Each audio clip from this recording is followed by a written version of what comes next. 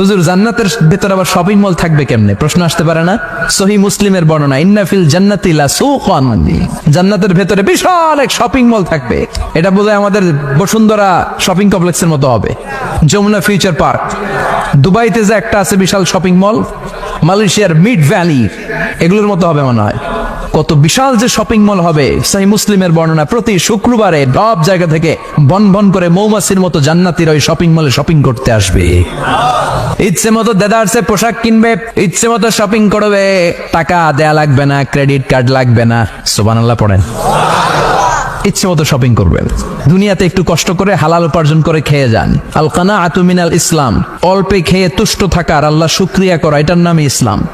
অল্প খাও, অল্প পড়ো, অল্প জমাও, অল্পের ভেতরে বরকত ঢুকাই দিছে কে?